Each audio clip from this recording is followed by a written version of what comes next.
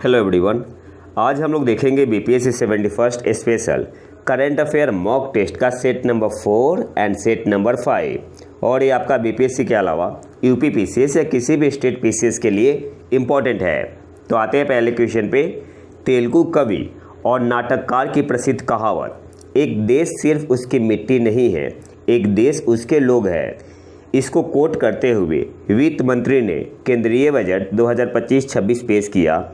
आपसे पूछ रहा है कि उस कवि का नाम क्या है, तो उनका नाम क्या था? गुरजाता अप्पा राव। ऑप्शन ए आपका यहाँ पे सही आंसर होगा। और इनका जन्म कहाँ हुआ था? तो जो अभी प्रेजेंट में आंध्र प्रदेश है वहाँ पे, आंध्र प्रदेश। तेलुगु कवि और नाटककार की प्रसिद्ध कहावत, एक देश सिर्फ उसकी मिट्टी नहीं है, एक देश उसके लोग हैं, इसको कोट करते हुए वित्त मंत्री ने केंद्रीय बजट 2025-26 पेश किया। उस कवि का नाम क्या है? गुरजाता अप्पा राव। ऑप्शन है आपका यहाँ पे सही आंसर होगा। अगले क्वेश्चन पे आते हैं। हाल ही में किस संस्थान ने भारत में इलेक्ट्रिक वाहन $200 बिलियन के अवसर को खोलना, unlocking A 200 billion USD opportunity electric vehicles in India पर रिपोर्ट लॉन्च की? तो किसने किया है? नीति आयोग ने। ऑप्शन सी आपका यहाँ पे सही आंसर होगा। हाल ही में किस संस्थान ने unlocking A 200 billion USD opportunity electric vehicles in India पर रिपोर्ट लॉन्च की? तो नीति आयोग ने। ऑप्शन सी आपका यहाँ पे सही आंसर होगा। और इसके अलावा नीति आयोग ने पहला एडिशन भी लॉन्च किया, किसका? India electric mobility index. आपसे फुल फॉर्म पूछ सकता है IEMI का, तो क्या होगा? India electric mobility index. और इसमें 16 इंडिकेटर यूज होगा, ये याद रखना है। कितना indicator? 16 indicator under 3 core theme. अगले क्वेश्चन पे आते हैं, बाकी इंपॉर्टेंट नहीं है। जो थीम है वो कौन सा है? Transport electrification, progress to capture demand side adoption. फिर आपका है charging infrastructure readiness to track a light charging infrastructure development. और आपका तीसरा कौन सा है? EV research and innovation status. तो हालांकि ये ज़्यादा इंपॉर्टेंट है नहीं, बस आपको ये याद रखना है। IEMI का मतलब क्या हुआ? India electric mobility index.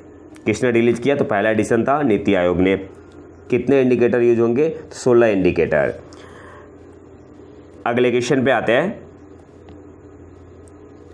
केंद्रीय बजट 2025-26 में विकास का पहला इंजन कौन सा है? तो केंद्रीय वित्त मंत्री द्वारा संसद में केंद्रीय बजट 2025-26 प्रस्तुत किया गया, जिसमें विकास के 4 इंजनों कृषि, MSME, निवेश और निर्यात को मान्यता दी गई। तो 4 इंजन कौन से हैं? तो आपका एग्रीकल्चर है, MSME है, इन्वेस्टमेंट है और एक्सपोर्ट प्रमोशन है। तो आपसे पूछ रहा है कि पहला इंजन कौन सा है? तो पहला इंजन आपका है एग्रीकल्चर। तो सही आंसर क्या हो जाएगा? ऑप्शन है आपका यहाँ पे सही आंसर होगा कृषि। सेकंड इंजन कौन सा है? तो MSME है। थर्ड इंजन आपका कौन सा है? तो थर्ड इंजन है निवेश इन्वेस्टमेंट। और चौथा जो इंजन है वो कौन सा है? Export promotion. अच्छा, जो नया MSME का डिफिनीशन आया हुआ है वो कौन सा है?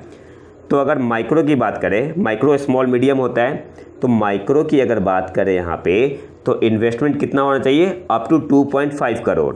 और टर्नओवर कितना होना चाहिए? Up to 10 crore. अगर स्मॉल की बात करें तो इन्वेस्टमेंट कितना होना चाहिए? Up to 25 crore, 25 crore. और टर्नओवर कितना होना चाहिए? 100 करोड़। टर्नओवर 100 करोड़। और अगर मीडियम की बात करें तो इन्वेस्टमेंट कितना होना चाहिए? 125 करोड़। और टर्नओवर कितना होना चाहिए? Up to 500 crore. तो माइक्रो, स्मॉल, मीडियम, इन्वेस्टमेंट 2.5, 25, 125 ऐसे याद रखना है। और टर्नओवर कितना होना चाहिए? तो 10, 100, 500। अगले क्वेश्चन पे आते हैं। केंद्रीय बजट 2025-26 के अनुसार वित्त वर्ष 2025-26 के लिए राजकोषीय घाटा फिस्कल डिफिसिट कितना अनुमानित है? तो गिवन ऑप्शन में ऑप्शन बी आपका यहाँ पे सही आंसर होगा। GDP का 4.4%, यानी सकल घरेलू उत्पाद का 4.4%। आप यहाँ पिक्चर में देख सकते हैं जो आपका फिस्कल डिफिसिट है वो कितना है? 4.4% अनुमानित है 2025-26 में। और रेवेन्यू डिफिसिट कितना है? ये आपका है 1.5। प्राइमरी डिफिसिट कितना है? 0.8। तो ये दोनों इंपॉर्टेंट है। फिस्कल डिफिसिट 4.4 और रेवेन्यू डिफिसिट कितना अनुमानित है? 1.5। अगले क्वेश्चन पे आते हैं। और हाँ, चैनल को सब्सक्राइब जरूर कर ले। अच्छा, बजट अनुमान देख लेते हैं। तो बजट अनुमान में उधारियों के अलावा कुल प्राप्तियां कितना है 34.96 लाख करोड़, और कुल व्यय कितना है टोटल एक्सपेंडिचर ये पूछता है तो 50.65 लाख करोड़। राजकोषीय घाटा जीडीपी का 4.4% रहने का अनुमान ये तो हो ही चुका है। इसके अलावा सबसे ज़्यादा पैसा कहाँ से आएगा तो बोरोइंग एंड अदर लाइबिलिटीज से, कितना 24%। सबसे ज़्यादा पैसा यहाँ से आएगा। और सबसे ज़्यादा पैसा जाएगा कहाँ पे तो सबसे ज़्यादा आपका पैसा जाएगा यहाँ पे, कहाँ गया, सबसे ज़्यादा पैसा स्टेट टैक्स ड्यूटीज 22%, ये ना सबसे ज़्यादा, यहाँ पे सबसे ज़्यादा जाएगा। अगले क्वेश्चन पे आते हैं। ये 4% है पेंशन, अदर एक्सपेंडिचर 8% है, सेंट्रली स्पॉन्सर्ड स्कीम 8%, 16%, 20%, 8%, 6%, 8%, तो यही सबसे ज़्यादा है। अगले क्वेश्चन पे आते हैं। किन दो संस्थानों ने संयुक्त रूप से जिला बाढ़ गंभीरता सूचकांक यानी DFSI विकसित किया है तो IIT दिल्ली और IIT गांधीनगर ने। DFSI का मतलब क्या हुआ डिस्ट्रिक्ट फ्लड सेवरिटी इंडेक्स। तो ये भी आपसे पूछ सकता है किन दो संस्थानों ने संयुक्त रूप से जिला बाढ़ गंभीरता सूचकांक यानी DFSI district flood severity index DFSI विकसित किया है तो IIT दिल्ली और IIT गांधीनगर ने मिलकर। ऑप्शन डी आपका यहाँ पे सही आंसर होगा। अगले क्वेश्चन पे आते हैं। 43वें लोकमान्य तिलक राष्ट्रीय पुरस्कार 2025 से किसे सम्मानित किया गया तो नितिन गडकरी जी को। ऑप्शन ए आपका यहाँ पे सही आंसर होगा। अगले क्वेश्चन पे आते हैं। ब्लूबर्ड संचार उपग्रह किस देश द्वारा विकसित किया गया है तो अमेरिका के द्वारा, और इसे इसरो लॉन्च करेगा अगले 2 महीने में, 3 या 4 महीने में। इसरो इसे अगले 3 या 4 महीने में लॉन्च करेगा। ब्लूबर्ड संचार उपग्रह किस देश द्वारा विकसित किया गया है तो अमेरिका के द्वारा, इसरो इसे लॉन्च करेगा। और किस कंपनी ने इसे डेवलप किया है तो US based AST space mobile ने, ये भी याद रखना है। इसरो के चेयरमैन कौन है V नारायणन। अगले क्वेश्चन पे आते हैं। आर्थिक सर्वेक्षण 2024-25 के संदर्भ में निम्नलिखित कथनों पर विचार करें।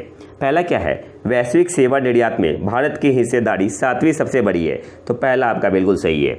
दूसरा क्या है कृषि एवं संबंध गतिविधियां क्षेत्र सकल घरेलू उत्पाद में 45% का योगदान देती है, ये गलत है। यहाँ पे 45 नहीं होगा, यहाँ पे आपका होगा 16%, तो ये आपका सेकंड गलत हो गया। थर्ड क्या है वित्त वर्ष 2024 में भारतीय ऑटोमोबाइल की घरेलू बिक्री में 12.5% की वृद्धि हुई है तो हाँ सही है। तो पहला और तीसरा आपका सही है, तो गिवन ऑप्शन में ऑप्शन सी आपका यहाँ पे सही आंसर होगा। अगले क्वेश्चन पे आते हैं।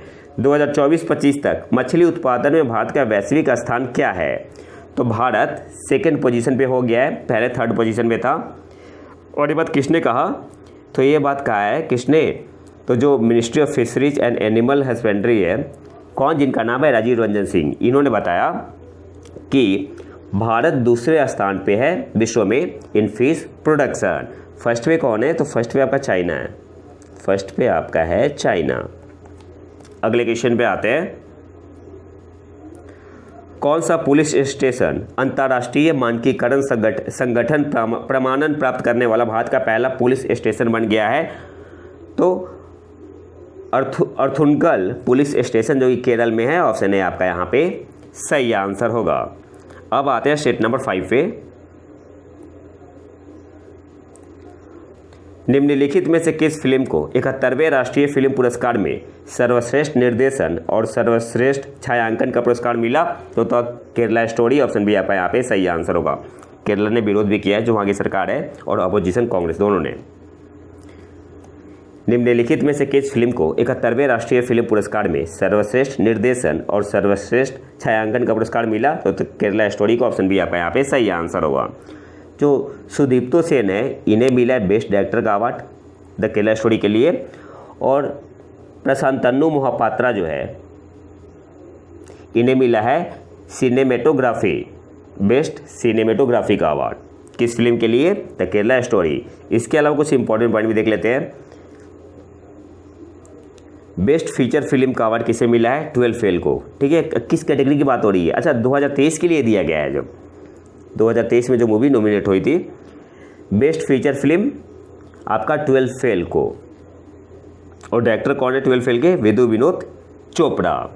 इसके अलावा best actor in a leading role तो जवान मूवी के लिए मिला है शाहरुख खान को, और 12 फेल के लिए मिला है विक्रांत मैसी को। Best actress in a leading role तो ये मिला है रानी मुखर्जी को। किस मूवी के लिए? Mrs Chatterjee versus Norway. इसके अलावा बेस्ट फिल्म क्रिटिक में मिला है, ये अलग एक आपका कैटेगरी है, award for best film critic तो उत्पल दत्ता को मिला है। किस भाषा में? आसामीज में। इसके अलावा 2 पॉइंट और आपको यहाँ से याद रखना है। जो ये मूवी है उल्लुझुकू, इसे बेस्ट मलयालम फिल्म का अवार्ड मिला है। बेस्ट मलयालम मूवी का फिल्म का अवार्ड मिला है। और हिंदी में किसे मिला है? हिंदी लैंग्वेज में किसे मिला है? कटहल को। अच्छा, एक कैटेगरी अलग है जो 8वीं भाषा में है ना, जो 8th शेड्यूल में है,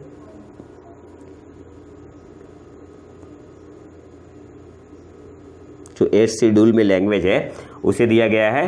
तो बेस्ट मलयालम मूवी का अवार्ड मिला है उल्लुझुकू को, और बेस्ट हिंदी मूवी का अवार्ड मिला है किसे? कटहल को। अगले क्वेश्चन पे आते हैं।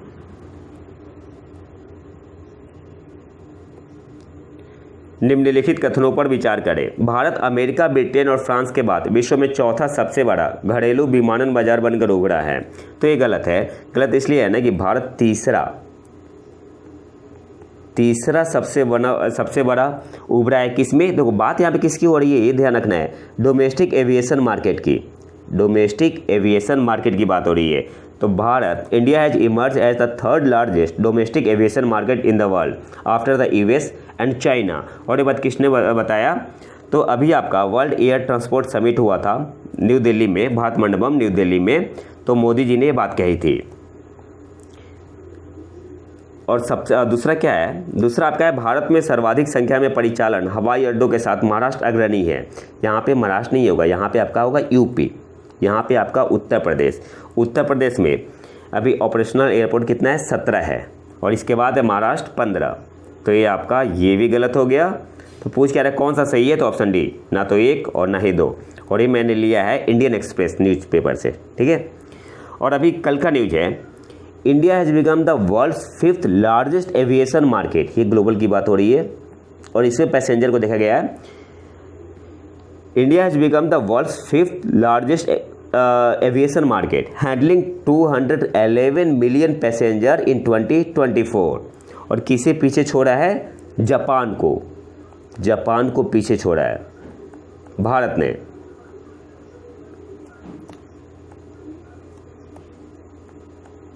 जापान को पीछे छोड़ा है।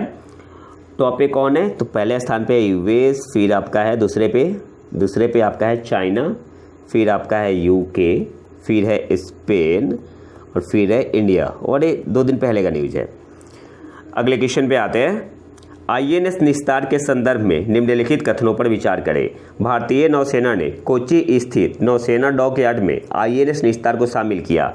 यहाँ पे कोच्चि नहीं होगा, यहाँ पे आपका क्या होगा? Visakhapatnam novel dockyard. तो ये आपका गलत हो गया, कोच्चि नहीं होगा। इसका डिजाइन और निर्माण फ्रांस के सहयोग से किया गया है, ये भी गलत है। ये स्वदेशी है, ये आपका स्वदेशी है। किसने बनाया है? हिंदुस्तान शिपयार्ड लिमिटेड ने। तीसरा भी गलत हो गया। इसका उद्देश्य गहरे समुद्र में गोताखोरी और पनडुब्बी बचाव कार्यों में सहायता करना है। हाँ, ये सही है। तो ऊपर दिए गए कौन से कथन सही है? तो ओनली 3 ऑप्शन सी आपका यहाँ पे सही आंसर होगा। अगले क्वेश्चन पे आते हैं।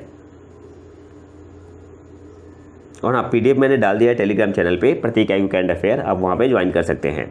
भारत का निम्नलिखित में से कौन सा राज्य आदिवासियों के लिए जीनोम अनुक्रमण परियोजना शुरू करने वाला पहला राज्य बन गया है? तो गुजरात ऑप्शन है आपका यहाँ पे सही आंसर होगा। अगले क्वेश्चन पे आते हैं। किस संगठन ने ग्रामीण महिलाओं के लिए भारत का पहला आर्टिफिशियल इंटेलिजेंस साक्षरता अभियान यशोदा AI लॉन्च किया है? तो किसने किया है? राष्ट्रीय महिला आयोग ने। ऑप्शन बी आपका यहाँ पे सही आंसर होगा। और ये कहाँ पे किया गया? महात्मा ज्योतिबा फूले रोहिल्लाखंड यूनिवर्सिटी बरेली। अगर स्टेट पूछते तो आपका उत्तर प्रदेश। उत्तर प्रदेश। अगले क्वेश्चन पे आते हैं। अच्छा, एक्स्ट्रा करंट अफेयर है। किस राज्य, अच्छा ये इंपॉर्टेंट है, इसको आप थोड़ा डिटेल में देख ले। किस राज्य की प्रमुख लेखिका स्टर्लिन कीरे को 2024 के साहित्य अकादमी पुरस्कार से सम्मानित किया गया है? उन्हें यह पुरस्कार उनके उपन्यास स्पिरिट नाइट्स के लिए मिला है। तो ये नागालैंड की ऑप्शन है आपका यहाँ पे सही आंसर होगा। इसके अलावा 2 पॉइंट आपको और याद रखना है, बाकी डिटेल में पीडीएफ में देख सकते हैं। बोडो में मिला है अरुण राजा को, बोडो में अरुण राजा, इंग्लिश में स्टर्लिन कीरे को, और कश्मीरी में सोहल कौल को। अगले क्वेश्चन पे आते हैं। Junior boys national football championship 2025 tyre 1 किस राज्य ने जीता? अच्छा, इसे और किस नाम से भी जानते हैं? डॉक्टर बीसी रॉय ट्रॉफी के नाम से भी इसे जाना जाता है, तो ये भी ध्यान रखना है। Junior boys national football championship 2025 tyre 1 किस राज्य ने जीता? तो ये आपका जीता है मणिपुर ने। ऑप्शन सी आपका यहाँ पे सही आंसर होगा। मणिपुर ने हराया किसे? मणिपुर ने हराया वेस्ट बंगाल को। कितने से? 3-0 से हराया। कहाँ पे हुआ था? फाइनल आपका हुआ Guru Nanak Dev university sports complex, जो कि आपका पंजाब में है। इसके अलावा ये तो टायर 1 की बात हो गई, और टायर 2 में उत्तर प्रदेश ने असम को हराया फाइनल में 3-0 से। तो दोनों में टायर 1 या टायर 2? टायर 1 में मणिपुर ने बंगाल को हराया, वेस्ट बंगाल को हराया 3-0 से, और टायर 2 में उत्तर प्रदेश ने असम को हराया 3-0 से। और इसी के साथ ही प्रमोट होके ये पहुंच गए किसमें? टायर 1 में। ठीक है, प्रमोट होके टायर 1 में पहुंच गए हैं। जो अगला सेशन होगा आप टायर 1 में खेलेंगे दोनों स्टेट, उत्तर प्रदेश और असम। और ये हुआ कहाँ पे था? तो ये आपका हुआ था बालाघाट मध्य प्रदेश में। अगले क्वेश्चन पे आते हैं। हाल ही में किस देश ने जैव विविधता संरक्षण के लिए असम के हरगिला आर्मी मॉडल को अपनाया है? तो किसने अपनाया है? कंबोडिया ने। ऑप्शन ए आपका यहाँ पे सही आंसर होगा। इसके अलावा यहाँ से एक और पॉइंट आपको याद रखना है। एक आपका है तोलने साप बायोस्फीयर रिजर्व कहाँ पे है? आपका कंबोडिया में है। अगले क्वेश्चन पे आते हैं।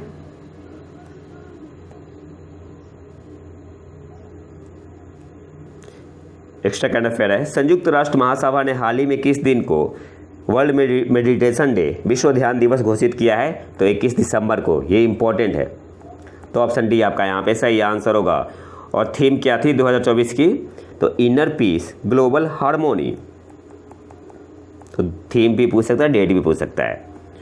अगले क्वेश्चन पे आते हैं। लद्दाख ने किस दिन को सिंधु नदी के लिए सफाई आंदोलन दिवस घोषित किया है? तो 12 अगस्त को। ऑप्शन डी आपका यहाँ पे सही आंसर होगा। अगले क्वेश्चन पे आते हैं। तिवाई द्वीप जो यूनेस्को विश्व धरोहर स्थल बन गया है किस देश में स्थित है? तो सियरा लियोन में। और ये आपका गोला तिवाई कॉम्प्लेक्स का हिस्सा है, जिसमें आपका इंक्लूड है गोला रेन फॉरेस्ट नेशनल पार्क भी। तो आपसे पूछ सकता है गोला रेन फॉरेस्ट नेशनल पार्क किस देश में है? तो ये आपका सियरा लियोन में है। और आखिरी क्वेश्चन पे आते हैं। अच्छा, एक्स्ट्रा करंट अफेयर है। किंग कप इंटरनेशनल बैडमिंटन 2024 में किस भारतीय खिलाड़ी ने कांस्य पदक जीता? तो लक्ष्य सेन। ऑप्शन सी आपका यहाँ पे सही आंसर होगा। कहाँ पे हुआ था? शेंझेन चाइना में हुआ था। इन्होंने हराया किसे?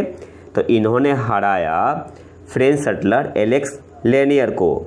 और ये आपका पहली बार हुआ है, इनॉग्रल एडिशन था किंग कप बैडमिंटन टूर्नामेंट का, जिसे लॉन्च किसने किया है? तो 2 time Olympic champion Lin Dan, जो कि चाइना के हैं, ये भी याद रखना है। और खिताब किसने जीता? तो एंडर्स एटोनसेन ने। किसे हरा के? हु जियान को हराकर। आखिरी क्वेश्चन पे आते हैं। सड़क सुरक्षा के लिए आर्टिफिशियल इंटेलिजेंस का उपयोग करने वाला भारत का पहला राज्य कौन बन गया है? तो उत्तर प्रदेश। ऑप्शन बी आपका यहाँ पे सही आंसर होगा। सड़क सुरक्षा के लिए आर्टिफिशियल इंटेलिजेंस का उपयोग करने वाला भारत का पहला राज्य कौन सा बन गया है? उत्तर प्रदेश। और कौन कर रहा है? तो ITI लिमिटेड। कौन सी कंपनी कर रही है, लॉन्च किया यूपी में? तो ITI लिमिटेड ने। किसके साथ मिलके? तो एम लॉजिका के साथ मिलके। और सपोर्ट किसके द्वारा किया जा रहा है? Union ministry of road transport and highway. Extra current affair है, एशियाई युवा और जूनियर भारोत्तोलन चैंपियनशिप 2024 का आयोजन कहाँ किया गया? दोहा में। ऑप्शन डी आपका यहाँ पे सही आंसर होगा। भारत ने टोटल 33 मेडल जीते, जिसमें 2 कैटेगरी था आपका, इंडियाज यूथ लिफ्टर एज 13 से 17 के बीच में, तो इन्होंने टोटल 21 मेडल जीते, जिसमें भारत ने टोटल 33 मेडल जीते थे, 7 गोल्ड। तो 7 मेडल किसने जीते? तो इंडियंस यूथ लिफ्टर इस कैटेगरी में क्या था? 13 से 17 साल के बीच। और जूनियर लिफ्टर मतलब जिनकी एज 15 से 20 के बीच में है, इन्होंने 12 मेडल जीते। एक नाम इम्पॉर्टेंट है, ज्योत्सना साबर जो कि उत्तर प्रदेश से है, इन्होंने 3 गोल्ड मेडल जीता था। तो ये नाम काफ़ी इंपॉर्टेंट है, तो ये नाम आपको याद रखना है। तो ये तो था हमारा आज का लेक्चर। अगर आपको इसका PDF चाहिए सेट 1 से लेकर सेट 5 तक का, तो आप हमारे टेलीग्राम चैनल प्रतीक IQ करंट अफेयर को ज्वाइन कर सकते हैं। और अगर वीडियो पसंद आए तो लाइक करें और चैनल को सब्सक्राइब जरूर कर लें। मिलते हैं नए वीडियो में नए टॉपिक के साथ, तब तक के लिए नमस्कार, जय हिंद।